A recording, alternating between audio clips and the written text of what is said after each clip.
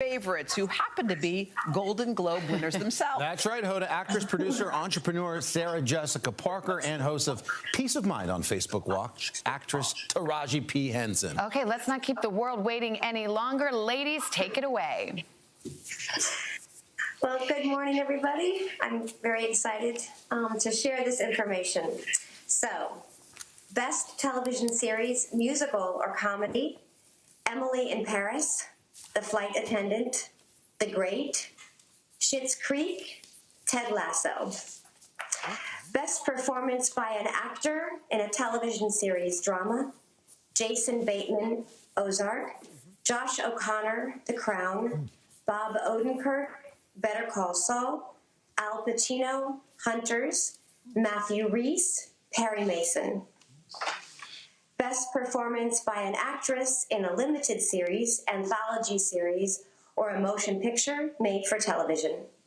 Cate Blanchett, Mrs. America, Daisy Edgar Jones, Normal People, Shira Haas, Unorthodox, Nicole Kidman, The Undoing, Anya Taylor-Joy, The Queen's Gambit. Best Director, Motion Picture, Emerald Fennell, Promising Young Woman, David Fincher, Mank, Regina King, One Night in Miami, Aaron Sorkin, The Trial of the Chicago 7, Chloe Chow, Nomadland. Best Performance by an Actress in a Motion Picture, Musical or Comedy, Maria Bakalova, Borat subsequent movie film, Kate Hudson, Music, Michelle Pfeiffer, French Exit, Rosamund Pike, I Care a Lot, Anya Taylor-Joy, Emmett. Best Performance by an Actor in a Motion Picture Drama, Riz Ahmed, Sound of Metal. Oh, did you hear? Yeah. Oh, sorry, I thought I heard somebody, sorry. Let me start this again. Best Performance by an Actor in a Motion Picture Drama, Riz Ahmed, Sound of Metal, Chadwick Boseman, Ma Rainey's Black Bottom, Anthony Hopkins, The Father, Gary Oldman, Mank, Tahar Rahim, The Mauritanian. Congratulations to all the nominees. Okay. Good morning, everyone. My heart pounding. Okay. So Best Television Series Drama, The Crown, Lovecraft Country, The Mandalorian, Ozark, Ratchet. Best Performance by an Actress in a Television Series Drama, Olivia Colman, The Crown, Jodie Comer, Killing Eve, Emma Corrin, The Crown, Laura Lindley, Ozark, Sarah Paulson, Ratchet. Best Performance by an Actor in a Limited Series, Anthology Series, or a Motion Picture made for television, Bryan Cranston, Your Honor, Jeff Daniels, The Comey Rule, Hugh Grant, The Undoing, Ethan Hawke, The Good Lord Bird, Mark Ruffalo, I Know This Much Is True. Best Performance by an Actor in a Motion Picture, Musical or Comedy, Sacha Baron Cohen, Borat subsequent movie film, James Corden, The Prom, Lin-Manuel Miranda, Hamilton, Dev Patel, The Personal History of David Copperfield, Andy Samberg, Palm Springs. Best Performance by an Actress in a Motion Picture Drama, Viola Davis, Ma Rainey's Black Bottom, Andra Day, The United States versus Billie Holiday, Vanessa Kirby, Pieces of a Woman, Frances McDormand, Nomadland, Carey Mulligan, Promising Young Woman.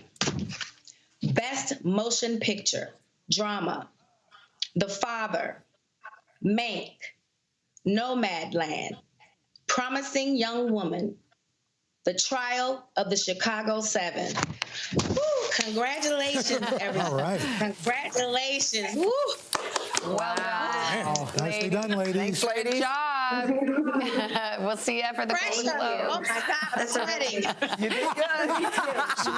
You did it. Nailed it. terrifying. Of course, congrats to all the nominees, too. Ladies, thank you. All right, we're going to turn to the man we trust every year to break it all down. He's got a great track record. Dave Karger's joining us now from Turner Classic.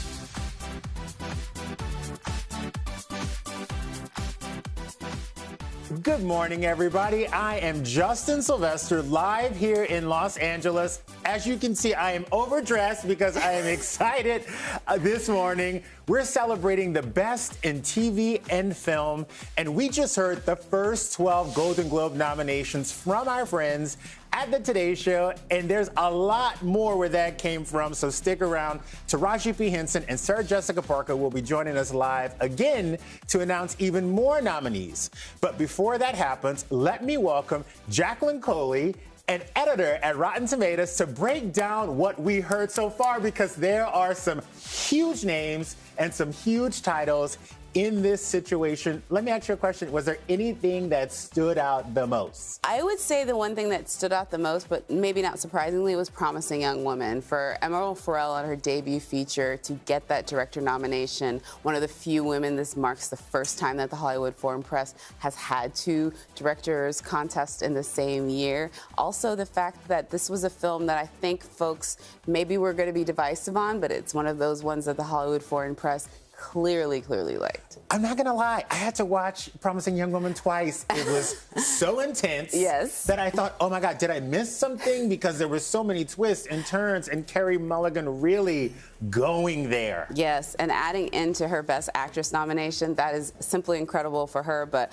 there's so many firsts, I would say, in this season, specifically with diversity. I mean, having somebody like Dev Patel be nominated, yeah, it's just an incredible year, I think, for seeing different types of voices. And Lin-Manuel Miranda actually beating out his co-star Leslie Odom Jr. as the only Hamilton nominee. Most folks thought the two of them were going to be together. That is so crazy. What films do you think got the most love this morning?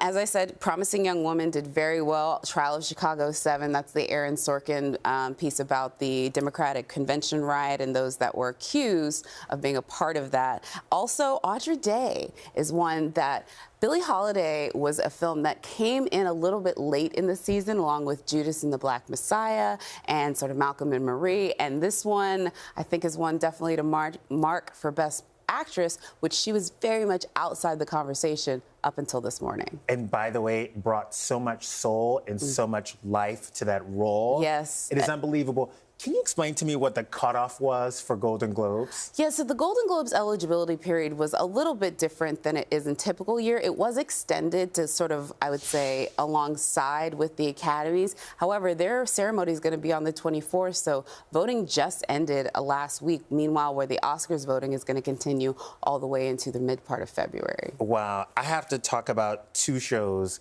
that I love so much this season.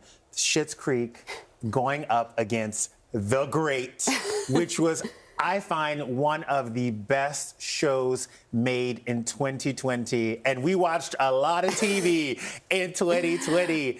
Who do you think is going to win in that category? Do you think those two shows have a chance? Well, it's really interesting. Yes, I think people are going to be way more invested on the TV side of the Golden Globes this year, just because that is a lot of shows that they've already seen. These other shows on the drama side, maybe folks haven't got a chance to check. But actually, Ted Lasso. That is actually one that I think folks should give a little bit more credence. I know Schitt's Creek swept the Emmys. I think the Golden Globes, who are notorious for newcomers, are going to go ahead and go with maybe Ted Lasso. Okay, Best Actress in a TV movie or special, Cate Blanchett versus Shira Haas, Unorthodox. Yeah. If you have not seen Unorthodox, everyone, go to your TV provider right now and watch it immediately. It's one of the most groundbreaking and informative series out there. But I have to hand it to Cate Blanchett. She literally walked on that set and walked on that screen, and the performance, every episode was unreal.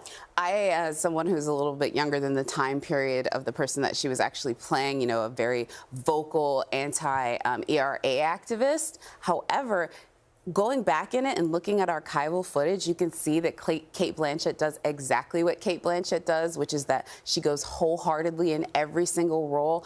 Honestly, I think it's one of my favorite roles that she's done since Carol, and I really am excited for folks to maybe give her an honor. She's also a favorite selection by the Hollywood Foreign Press. They have these actors that they essentially love to sort of bring 100%. out. One of which, you know, we have a double nominee in Sacha Baron Cohen this morning. So They love Sasha. They do. I'm getting word that six-time, yes, I said that correct, six-time Golden Globe winner Sarah Jessica Parker is ready with more nominations. SJP, take it away. Thank you. Good morning, Justin and Jacqueline. Thank you. Good Well, I morning. continue to be very excited, very nervous about this. Honored to be presenting. Best performance by an actor in a supporting role in any motion picture. Sacha Baron Cohen, The Trial of the Chicago 7. Daniel Kaluuya, Judas and the Black Messiah. Jared Leto, The Little Things. Bill Murray, On the Rocks. Leslie Odom Jr., One Night in Miami. Best Original Score, Motion Picture. Alexander Desplat, The Midnight Sky. Ludwig Göransson, Tenet. James Newton Howard, News of the World. Trent Reznor, Atticus Ross, Mank. Trent Reznor, Atticus Ross, Jean-Baptiste, Soul. Best performance by an actress in a television series, musical, or comedy. Lily Collins, Emily in Paris. Kaylee Cuoco, The Flight Attendant. Elle Fanning, The Great. Jane Levy, Zoe's Extraordinary Playlist. Catherine O'Hara, Schitt's Creek. Best television series, best television limited series, anthology series, or motion picture made for television. Normal People, The Queen's Gambit, Small Axe, The Undoing, Unorthodox. Best performance by an actor in a television supporting role, John Boyega, Small Axe, Brendan Gleeson, The Comey Rule, Daniel Levy, Schitt's Creek, Jim Parsons, Hollywood, Donald Sutherland, The Undoing. Best Motion Picture, Musical, or Comedy, Borat, Subsequent Movie Film, Hamilton, Music, Palm Springs, The Prom. Congratulations to all the nominees. Thank you so much, Sarah Jessica Parker. Did I mention six-time Golden Globe winner? Six-time Golden Globe winners. Had to put that on everything. I just want to make sure you guys have that correct. Jacqueline, I'm hearing a lot of names. First off, Lily Collins, Kaylee Cuoco, Elle Fanning, Catherine O'Hara, the most stacked category I find this morning.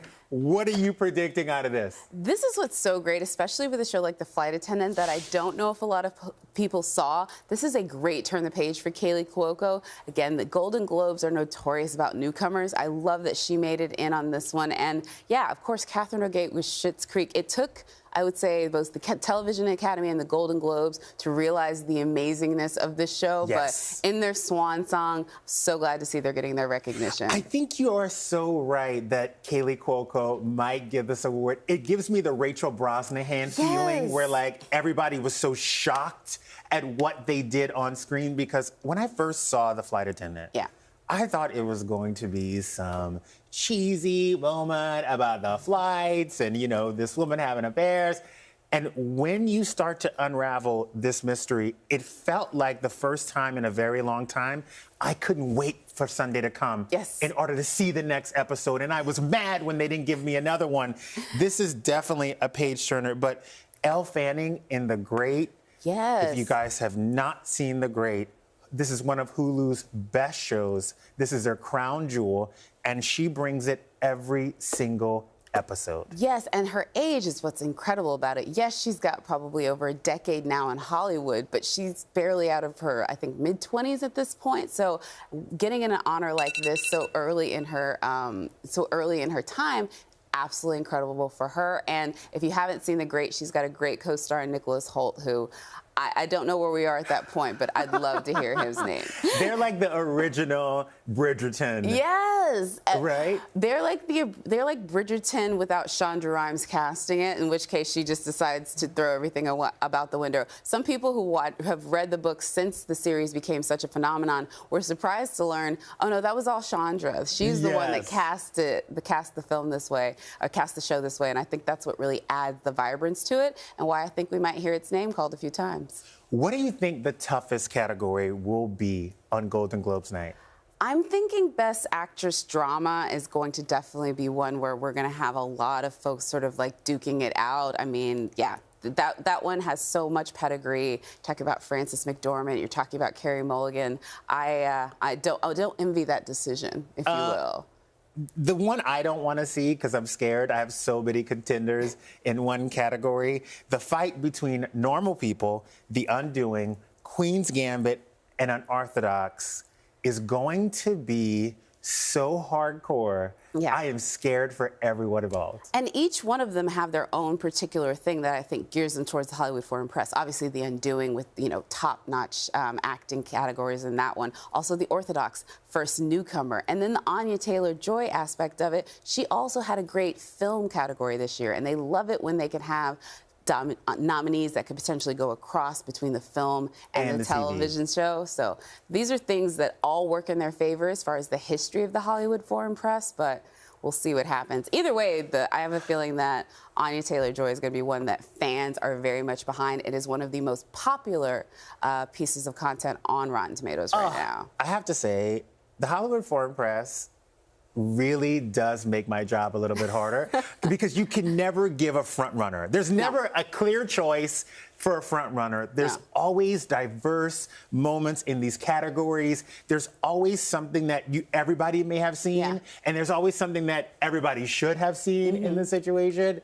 But what I always love, too, is that there's always movie stars involved. You know what I mean? There's always, like, Nicole Kidman in The Undoing, Hugh Grant, Ethan Hawke. Like, you have all of these movie stars going to TV, and we're having these people be recognized for that, especially at a time where movie stars didn't really do TV. It's kind of a changing landscape now. There used to be that huge division between television stars and movie stars, and then a couple years ago, you have Julia Roberts doing a limited series, and you know, you have people that have a certain pedigree decide, you know what, this is the time that I want to go ahead and explore a story on the small screen. Hugh Grant, before he did The Undoing, he had another role from a few years ago where he played a sort of disgraced politician, and that was it. That was a first step for him.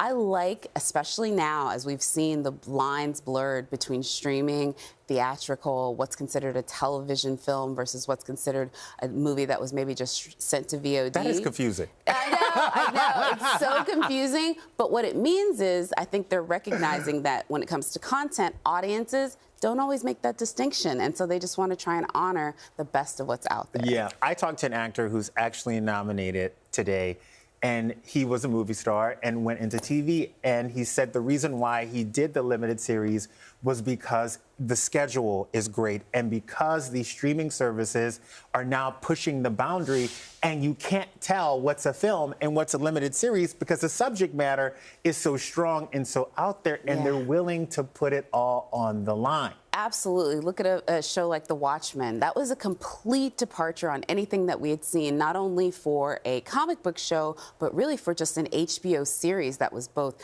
historical and commentary like that, really pushing the envelope of things. And we all see how well it did at the Emmys. And also a boundary pusher for Regina King. And Regina King, of course, and it really sets a great stage up for her with One Night in Miami, which we'll see how the nominations play out for the rest of the day, but might see that called out a few times. She is the front runner.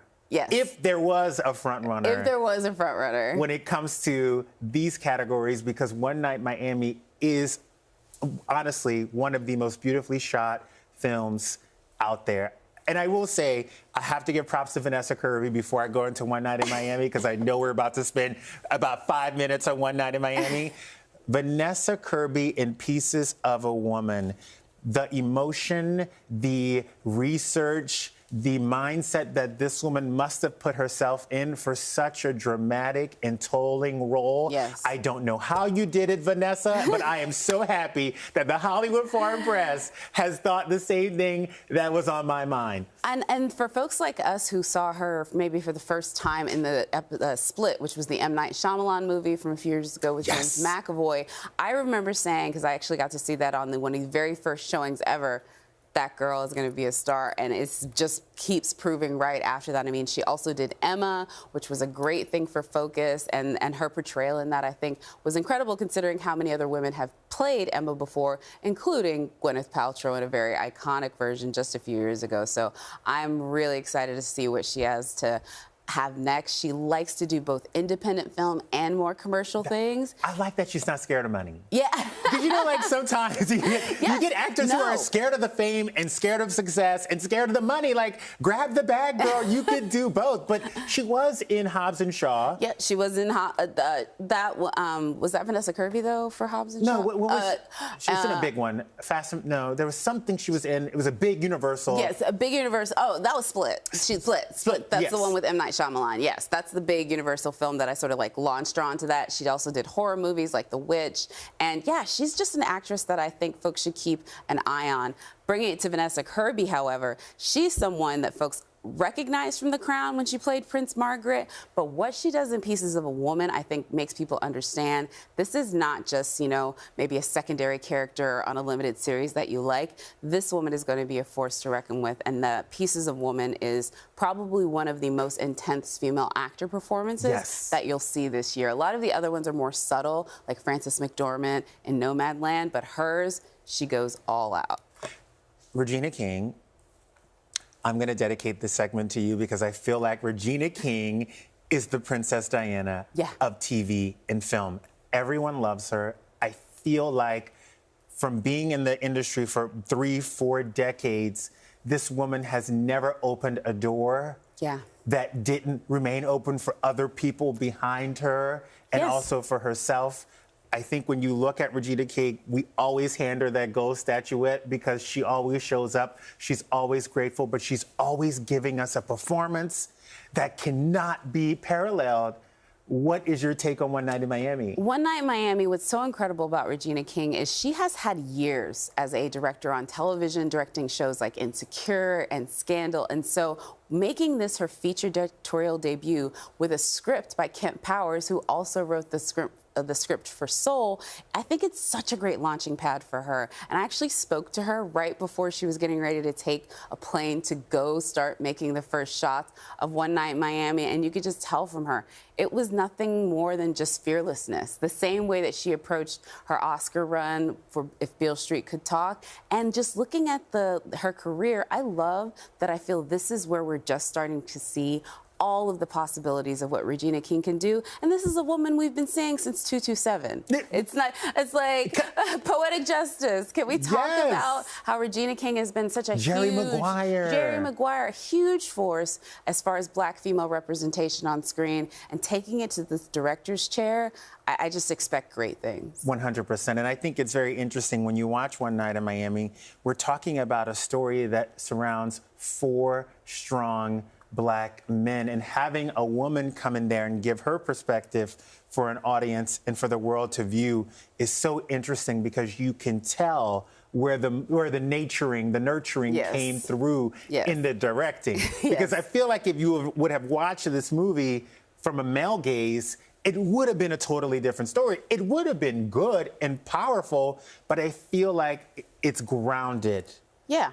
And I also think it shows that just because you want to add the female perspective to a story, it does not necessarily have to be on an entire female cast or primarily female story. That's a good point. This was a story about 4 men, huge icons in the civil rights movement. And what she did, I think, from an actor's perspective, being in the director's chair, is she was able to add humanity and depth. And I've actually spoken with all 4 actors, and they all said that is what Regina pushed us to find the man behind the legend. And so what you see on screen with Leslie Odom Jr., Kingsley Ben-Adir, you see that embodiment playing out. Regina King for president. I am here for it. You guys, Yes. I think we should take a moment to talk about motion picture, musical, or comedy. Yes.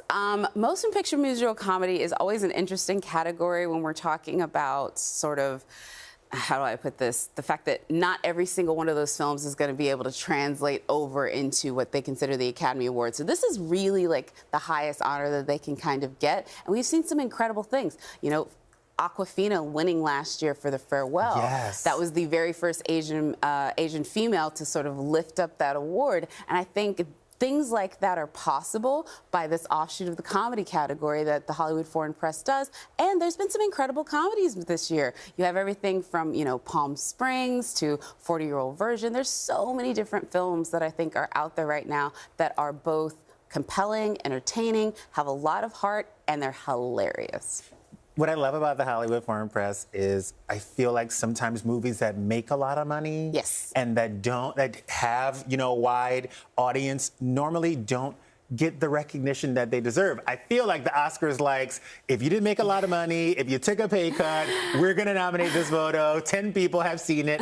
But we get to see our favorite actors, we get to see our favorite TV shows, especially the comedies, come out and be recognized. Yeah. Do you think this is why the Golden Globes is everybody's favorite award show? Besides the fact that everybody can get lit at the award show. I was just about to say, I was like, I'm more along the lines that people can get drunk at the table. The Hollywood Foreign Press knows how to put on a television show, and so I think that's why most people are excited about it. But I think what the Oscars does, last year we had movies like Joker. We've had movies like Black Panther. The Oscars also love hits. I will say that. They don't mind a $1 billion movie. Avatar gives me another great example. But I will say the Hollywood Foreign Press, they spread it around. Even movies that maybe other critical associations didn't favor, they have their own brand of what they like to put forward and honor, and I think it's really, really great. And let me just let you know something. The Hollywood Foreign Press is not cheap because the champagne is flowing. They always give you a personal bottle with a flute at the top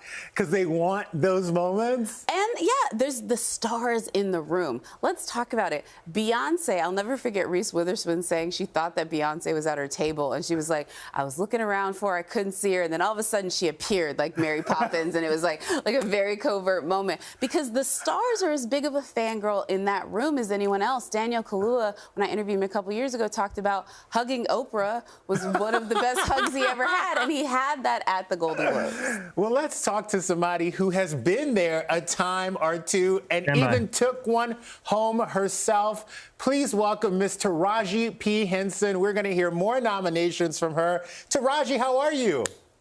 I am well. How are you? Please tell me quickly, how does it feel to hold that Golden Globe in your hand? It's definitely an accomplishment. You know, it puts you up there with the greats. And it just, I don't know, it's just good to be rewarded for your work, you know, because artists, we're so vulnerable, what we do. Yes.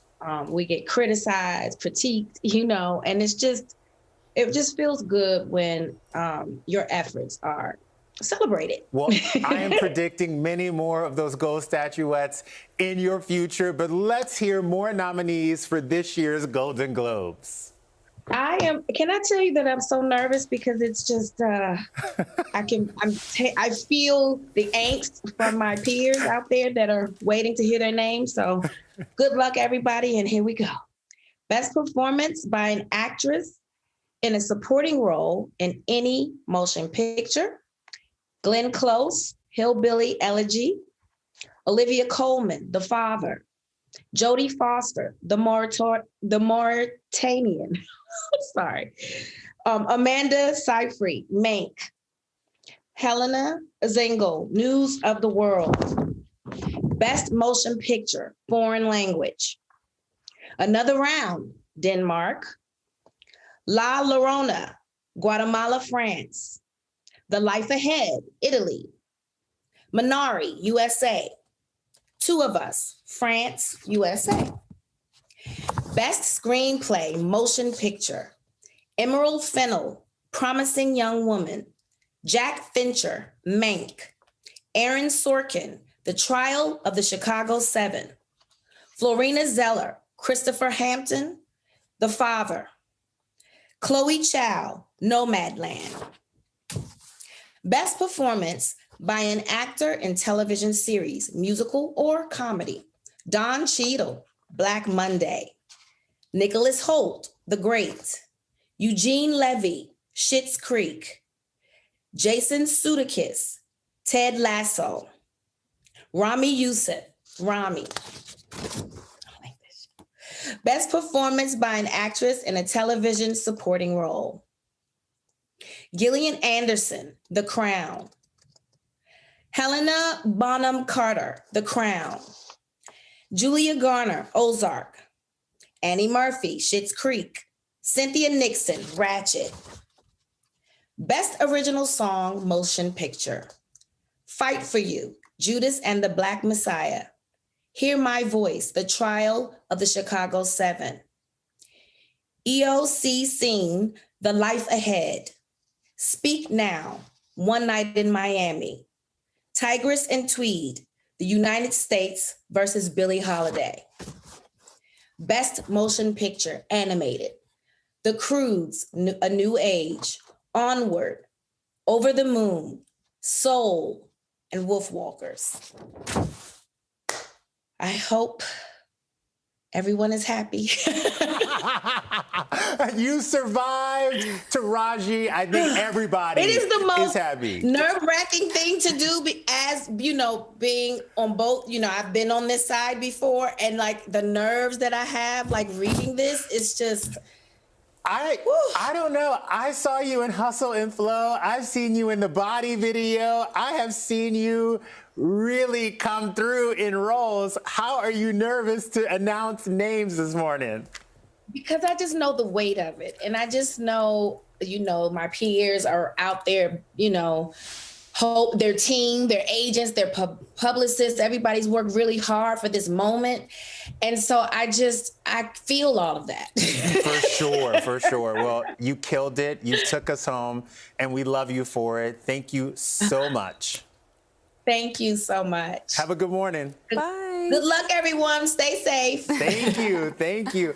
How beautiful is she? I know. Also, like, I don't want to be like this, but the hair was amazing. And for folks that don't know, you can buy her product line, I believe, now at Target. So if you want to get those looks, make sure you pick up Taraji P. Henson's product line. Oh, my God. What's the one standout from those categories? I would honestly say one of my things that I thought was completely interesting, too, was just looking at the fact that Billie Holiday was able to sneak in with Best Song. Leslie Odom Jr. is now a double nominee because he's also the songwriter on Let's Speak. These are some really, I think, a wide berth of categories that I didn't think people would see coming. Some of the folks that were named or expected, like Olivia Colman and also Julia Garner, but you know, a lot of new names in the mix. Let me ask you a question, because you're an expert on this. When there are two phenomenal actresses from one show competing with one another in supporting, like, you know, Gillian Anderson and Olivia Colman, who gave two unbelievable performances this year. Does it split the vote between the two of them? Typically, no. This has happened several times, both in the Academy Awards as well as in the Golden Globes. And usually there becomes a consensus pick. And so, like, the same thing we saw happen last year with with Scarlett Johansson. She was a double nominee for Best Lead Actress and for Jojo Rabbit. A lot of people, I said, kind of gravitated towards her Jojo Rabbit role, but the fact that it was a Best Actress, that kind of splits the vote. But within a category, they'll look at the two roles and they'll say, this is the one I think is better of the two. The Queen. I think Gillian Anderson. I think Gillian, honestly, like, Olivia is an amazing, but she's got her own hardware. I mean, she's sitting there with an Oscar win. She'll be just fine. But I would love to see Gillian Anderson up there to really sort of speak why she wanted to play Margaret Thatcher. People don't realize she's also an Anglophile. She splits between English and British, both in her accent and in everything else. She's one of these people that literally has a dual accent. That is amazing. That's why she sounds so good as Margaret Margaret Thatcher. I love her as Margaret Thatcher. Well, that's all the time we have for today, folks. Thanks for tuning in to Live from E. Award season is just kicking off, and we'll be here every step of the way. We are nosy at E, so we will give you every angle, every shot that you need on those red carpets. We've had so much fun this morning, and I want to thank Sarah Jessica Parker and Taraji P. Henson for joining us live. And Jacqueline, thank you for your insight. I mean, Rotten Tomatoes is we kind of pride ourselves on being the place where we have discussions. So I literally live all day long getting to talk about movies. I'm just so glad I got to do it here this morning with you. Thank you. And the Hollywood Foreign Press, thank you again for this opportunity. Don't forget to watch Tina Fey and Amy Poehler as they host the 78th annual Golden Globe Awards on NBC February 28th. To see which of your favorite shows and TV shows take home the gold. You guys have a good day and enjoy this. What is it? Wednesday? I don't even know what day it is. It feels like you don't know. I was like, is it Wednesday today? You never know what day it is. Another day. I'm in a suit on a Wednesday. Bye, you guys. How fun.